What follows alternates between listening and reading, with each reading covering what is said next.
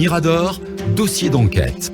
La gestion publique sous les tropiques, ça sent les écuries d'Augia. Nous remuons le couteau dans la matelote de la malgouvernance. L'heure de vérité a sonné. Encore 29 minutes à passer ensemble. On en vient à ce dossier d'enquête du jour. Ça occupe la une de l'actualité, notamment dans le secteur minier. Le gouvernement de transition, le CNRD, vient de procéder à l'arrêt des activités du projet Simandou. Cette décision, perçue dans le monde minier comme un véritable coup de Trafalgar, serait motivée par le non-respect de la feuille de route élaborée par la junte au pouvoir en Guinée pour la mise en route de l'exploitation de cette mine de fer située en Guinée forestière. Pour justifier cette mesure qui pourrait être lourde de conséquences, la partie guinéenne fait dans la défausse en accusant les sociétés Winning Consortium Simandou et Simfer Rio Tinto de manquer de bonne volonté dans le respect de leurs engagements relatifs au co-développement des infrastructures ferroviaires et portuaires du projet Simandou. Il faut toutefois mettre un bémol à cette décision crève-cœur, vu que l'État guinéen laisse la porte ouverte à d'éventuels conciliabules en vue de relancer le projet. On en parle ici et maintenant avec Akumba Diallo. Akumba, première question. Le projet Simandou, finalement arrêté, comme nous l'annoncions d'ailleurs hier dans cette même émission Mirador. Akumba, vous avez parcouru la correspondance adressée aux sociétés Winning Consortium, Simandou et Simfer pour justifier cette décision. Faites-nous-en l'exégèse. Oui, Aboubakar, c'est à travers une correspondance qui a été largement partagée hier, donc correspondance signée le dimanche 3 juillet 2022 par le ministre des Mines et de la Géologie à l'endroit des directions générales de Winning Consortium Simandou et de Simfer pour Rio Tinto. Ouais. Le gouvernement a instruit donc l'arrêt des activités de développement du projet Simandou parce que l'État guinéen dit avoir constaté avec regret le manque de volonté manifeste de la part de deux sociétés chargées de valoriser ces blocs de minerais de fer, de favoriser un partenariat gagnant-gagnant indispensable au co-développement tel que consacré par l'accord cadre du 25 mars 2022. Vous voulez nous dire, Akumba, que le CNRD et le gouvernement rejettent l'entière responsabilité de cette suspension sur les deux entreprises minières? Pour le gouvernement, Aboubakar, l'inertie entretenue autour de la formulation des modalités de la participation de l'État, ces 15% dont nous en avions suffisamment parlé dans le capital social de la co-entreprise, compromet dangereusement, je cite, la mise en œuvre effective du projet Simandou dans l'intérêt de toutes les parties. Selon le ministre Moussa Magasuba, malgré les larges concessions que l'État guinéen a bien voulu concéder, force est de constater que le blocage continue d'être entretenu au détriment du projet. En conséquence, et tenant compte du fait que le délai supplémentaire de 14 jours d'ultimatum octroyé n'a pas été mis à profit, le gouvernement ordonne, je cite, l'arrêt immédiat de toutes les activités relatives au projet Simandou sur toute l'étendue du territoire national à compter de ce lundi 4 juillet 2022 à 8h00. Pour autant, Akumba, le gouvernement guinéen et le CNRD ne ferment pas les portes à ses partenaires, leurs partenaires concernés par cette mesure, si l'on s'en tient au contenu de ce courrier. Oui, Aboubakar, c'est ce que laisse transparaître la correspondance qui souligne que si les autorités administratives compétentes ont été instruites d'appliquer strictement la présente décision, le comité stratégique du projet sous la direction de M. Djiba Diakité, le ministre directeur de cabinet de la présidence et même président du comité stratégique, reste disposé à échanger en vue de la conclusion des statuts de la co-entreprise. Il faut rappeler que c'est à travers le ministre directeur de cabinet de la présidence de la République que le gouvernement a décidé d'arrêter le projet de minerais de fer de Simandou pour manque de conformité des propositions des partenariats, des partenaires internationaux concernant le co-développement des infrastructures ferroviaires et portuaires du projet. J'ajoute pour finir que des sources concordantes indiquent que ce comité stratégique n'a jamais convoqué en réunion les partenaires internationaux. Alors, dites-nous, Akumba, c'est quoi ces propositions qui ne seraient pas conformes aux règles fixées par les partis?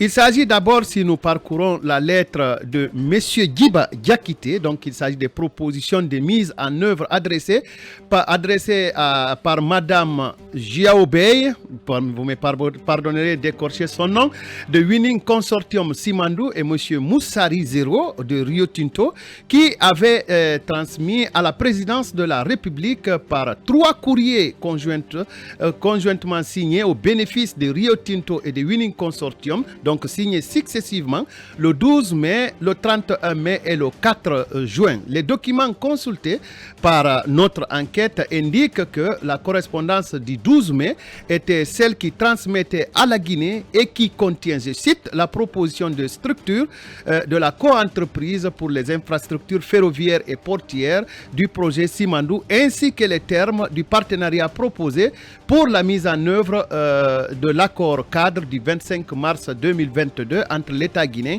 et les partenaires internationaux, et entendez par là Rio Tinto et Winning Consortium. Bien, et qu'en est-il des autres courriers? Parce que vous avez parlé de correspondance en date du 12 mai, du 31 mai et du 4 juin. Qu'en est-il des autres courriers, Akumba? Les correspondances du 31 mai et du 4 juin avaient été celles par laquelle Rio Tinto et Winning Consortium Simandou ont transmis à l'État, je cite, les documents additionnels concernant les termes du partenariat, donc documents contractuels du projet sur la mise en œuvre de l'accord cadre. Et que fut la réaction de la partie guinéenne à ces propositions? Dans la lettre réponse du comité stratégique, donc signée de M. Djiba Diakité, le président du comité stratégique de Simandou, à l'endroit des partenaires internationaux, on peut lire ceci, je cite, Nous remercions vos conseils juridiques internationaux respectifs pour leur disponibilité et les explications claires données à notre conseil juridique international au cours de réunions du 8 et 9 juin 2022 à Dubaï, c'est aux Émirats Arabes Unis. Ces 2 jours de réunion ont permis à vos conseils juridiques internationaux d'apporter plus de lumière sur les documents contractuels du projet et la structure proposée par les partenaires internationaux pour mettre en œuvre le co-développement prévu au terme de l'accord cadre. Cette lettre informe en même temps que le comité stratégique du projet, sous l'autorité directe du président Mamadi Doumbouya, et que les équipes techniques dédiées au projet ainsi que le Conseil juridique international de la Guinée ont procédé au cours des derniers jours à une revue attentive des documents contractuels du projet. Hélas, force est de constater, note la lettre, pour l'État que la structure et les termes proposés par les partenaires internationaux s'éloignent substantiellement des termes et de l'esprit pourtant très clair, aurais-je dit, de l'accord cadre du 25 mars. Et que cette situation est non seulement regrettable, mais surtout inacceptable pour la partie guinéenne. L'État déplore profondément que les partenaires internationaux aient construit une architecture complexe qui induit la signature par l'État des accords contractuels contraires à l'esprit et aux termes de l'accord cadre qui avait été signé, répétons-le, le 25 mars dernier. Venons-en à cette autre question, Akumba. Dans le cadre de votre enquête, bien entendu, que peut-on déduire de la teneur de cette réponse de M. Djiba Diakité? Alors, cette lettre signée de M. Djiba Diakité, lettre que je qualifie d'experte, fait comprendre que cette démarche est d'autant plus dommageable au vu des efforts déployés par l'État pour établir avec les partenaires internationaux une relation de confiance indispensable à un co-développement harmonieux et de type gagnant-gagnant dans les infrastructures. Par conséquent, notez-le bien, M. Aboubakar, la correspondance de M. Djiba Diakité, consulté par l'enquête, décide ce qui suit. L'État rejette en bloc les documents contractuels du projet Simandou, lesquels ne peuvent constituer un point de départ acceptable de négociation entre l'État et les partenaires internationaux pour la mise en œuvre de l'accord cadre, donc l'accord du 25 mars. Par ailleurs, Akumba, la junte invoque le respect des principes. Si ses partenaires veulent une poursuite des négociations, lesquels principes? Les principes sur lesquels, selon M. Djiba Diakité, l'État est prêt à discuter et négocier tout accord, contrat ou convention visant à mettre en œuvre l'accord cadre sont les 9 points indiqués dans l'accord cadre lui-même, qui sont les suivants. Il prend le temps de les rappeler, essayons de les résumer. Il s'agit premièrement de l'existence d'une co-entreprise de substance qui devra porter le projet en toute phase de son développement et y jouer un rôle central. Ici, il s'agit d'une co-entreprise qui doit être une société de capitaux substantiellement capitalisé dès le départ du projet, c'est-à-dire dès la phase de construction, et ayant à sa disposition les moyens financiers, techniques, humains et autres nécessaires pour construire, exploiter et réaliser le projet selon le chronogramme convenu dans l'accord cadre. Selon le chronogramme convenu donc dans l'accord cadre, pour la présidence de la République, la co-entreprise doit être une société anonyme de droit guinéen avec un conseil d'administration disposant d'un capital social pour un montant minimum l'équivalent en Genève de 100 millions de dollars américains. La co-entreprise doit jouer un rôle central dans l'ensemble du processus de construction et d'exploitation des infrastructures. Tous les contrats indiquent la lettre de construction, exploitation, fourniture de biens et de services, obtention de crédits et autres, ainsi que le processus de sélection des contractants ou sous-contractants doivent être menés sous le contrôle de la co-entreprise. Toute dérogation à cette règle doit être justifiée du Djiba Diakité et convenue entre l'État et les partenaires internationaux. Ouais, posons-nous cette question tout simple, Akumba. C'est quoi cette histoire de co-développement pour avoir une bonne compréhension de nos auditeurs? Pour la correspondance consultée, en ce qui concerne le principe du co-développement, les principes du co-développement entre l'État et les partenaires internationaux, notamment en ce qui concerne la construction, l'exploitation, l'entretien, le développement et la réalisation des infrastructures. Donc, ça veut dire que l'État doit avoir un regard sur l'ensemble des points que je viens de citer là. À cet effet, la co-entreprise, ou à défaut, l'État doit être actionnaire dans toute entité désignée par la co-entreprise pour agir comme exploitant ou opérateur des infrastructures. Par ailleurs, l'État doit être présent aux côtés des partenaires internationaux dans tous les comités stratégiques d'exécution, de suivi ou de résolution de tous les problèmes liés au projet ou en rapport avec le co-développement et l'utilisation des infrastructures. C'est comme si l'État voulait être regardant sur l'exploitation des ressources, de ces ressources du gisement ferreux de Simandou. L'État voudrait de manière non limitative, selon la correspondance de M. Djiba Diakité, être pleinement impliqué dans tout comité, organisation ou structure ad hoc en charge de la définition, de la mise en œuvre et du suivi de toutes les questions liées au projet et notamment celles afférentes aux aspects, premièrement environnementaux, sociaux, de santé, de sécurité, de droits de l'homme et de développement durable, y compris la définition des standards applicables au projet, leur audit, revue et modification. Deuxièmement, à la lutte contre la corruption, le blanchiment d'argent, le terrorisme et la criminalité financière.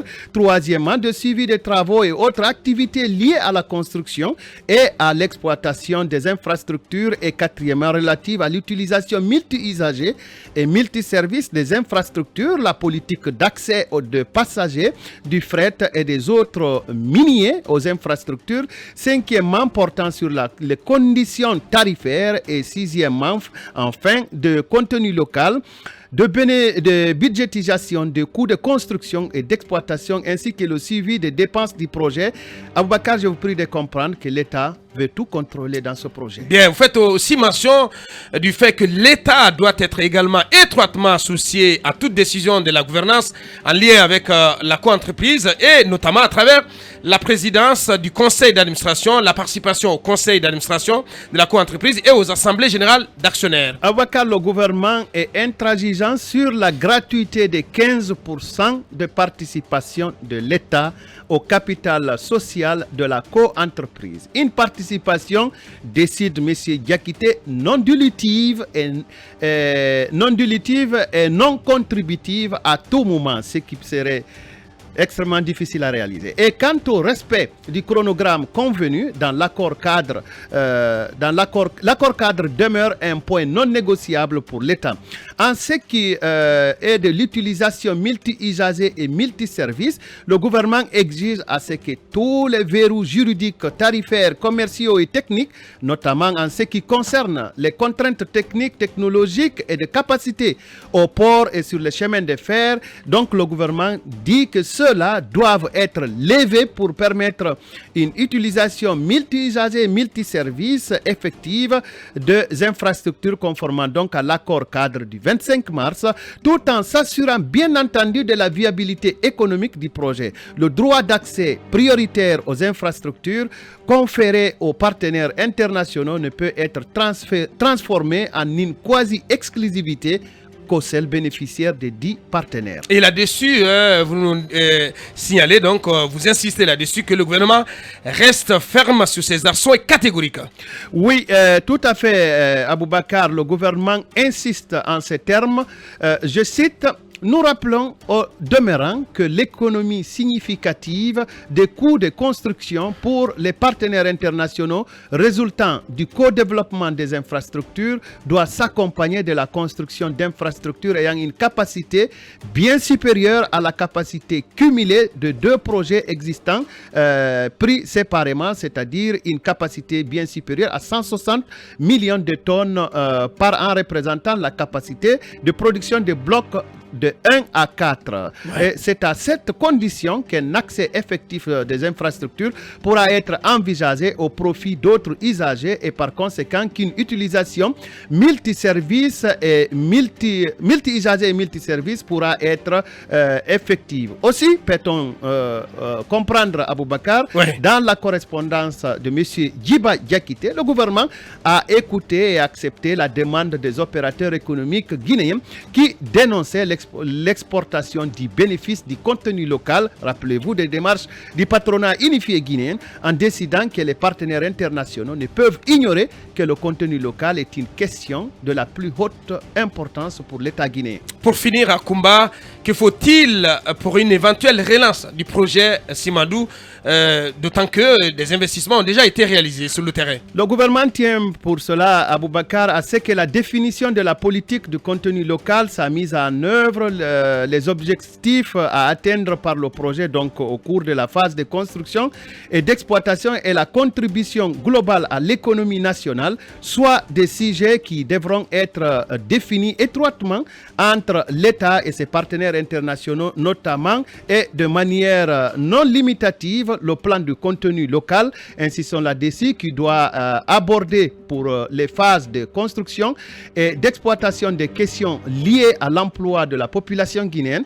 la participation des entreprises guinéennes pour lesquelles des paramètres spécifiques seront déterminés dans la documentation juridique, dans les contrats de construction, des fournitures d'équipements, des biens de services et d'exploitation, la formation des employés guinéens, le transfert de connaissances et de technologies, en particulier le programme à mettre en place pour permettre à court et moyen terme une guinéanisation, acceptez le terme, effective des postes clés de direction, de contrôle et opération du projet. En conclusion, l'État a pour ambition de faire de ce projet un exemple réussi au niveau mondial en ce qui concerne la mise en œuvre du plan du contenu local. Aboubakar, je termine par là. Je pense que le temps est très limité. Cette décision d'arrêter les travaux au niveau de l'ensemble du projet Simandou a été qualifiée d'être une catastrophe pour plusieurs experts consultés, et nous avons écouté le ministre des Mines et de la Géologie. Nous résumons ses propos en quelques points, qui dit que le code minier prévoit une participation de 15% de participation gratuite dans les infrastructures. Monsieur le ministre, ceci est contestable parce que peut-être que nous avons mal lu le code, mais on ne voit pas cette disposition. La participation de 15%, c'est dans la mine, et cela était prévu. Maintenant que l'on ait obtenu une participation de 15% dans les infrastructures construites sans financement de l'État, ceci est un exploit, on vous le concède. Et puis, en deuxième point, monsieur le ministre déclare que les infrastructures devraient être transférées à l'État après 35 ans. Monsieur le ministre, ceci est contestable. contestable. La convention de Winning Consortium Simandou, par exemple, prévoit que les infrastructures sont transférées après le temps d'amortissement plus 5 ans. Donc les 35 ans, c'est la durée de la validité de la convention que vous devez relire. Et puis en troisième point, Aboubakar, après 35 ans, les chemins de fer deviennent de la pourriture. C'est contestable, monsieur le ministre. Voyons le chemin de fer de la compagnie de bauxite de Guinée qui fonctionne encore. Les règles de maintenance sont là pour maintenir l'état d'utilisation de ce chemin de fer. Et puis enfin, je termine par là, quand on dit que les infrastructures n'étaient pas destinées à une utilisation par les passagers et les marchandises, monsieur le ministre, ceci est contestable car toutes les conventions, y compris celle de Winning Consortium Simandou, ont toujours prévu, en tout cas pour ce qui concerne le Simandou, ont toujours prévu l'utilisation multi-usagers et multi-services du chemin de fer. Grand merci à toi, Kumba, pour cette enquête rondement menée encore une fois. Elle a beaucoup de choses à dire là-dessus. C'est une actu majeure sur laquelle nous reviendrons forcément demain. Est-ce que beaucoup de gens, beaucoup d'observateurs qui se posent quand même la question de savoir pourquoi ces deux entités, Winning Consortium et Simandou et Simfer Rio Tinto, ont signé un accord cadre le 25 mars et finalement que ces deux entités ont du mal à appliquer aujourd'hui, à rendre effectif. Donc, autant de questions sur lesquelles nous allons revenir pour l'intérêt général de notre pays. Grand merci à vous tous. Merci de nous avoir suivis un peu partout. Nos remerciements particulièrement à tous ces internautes. Et ça, c'est de la part du Pôle Digital. Nos remerciements donc à ces internautes qui nous soutiennent financièrement, il faut le dire, en envoyant des étoiles sur nos plateformes numériques. Nous sommes aujourd'hui autour de $100 par jour. $100 aujourd'hui, voilà. Je ne sais pas si je me trompe sur les chiffres. Merci à vous tous. Merci de continuer de le faire. Derrière nous, l'équipe de Dintega avec Ousmane Tolo aux commandes. Restez sur Film FM. Le programme continue. À demain quand il sera 8h sur Film. Vous avez Mirador, la grande messe de l'investigation journalistique, la plus grande tribune politique de la Guinée. Avec Aboubakar Diallo, Talibé Bari, Mamadou Ouri Diallo, Akoumba Diallo, Kabinet Fofana, Mohamed Kaba, Ibrahima Lincoln Souma, Mamadou Diambalde.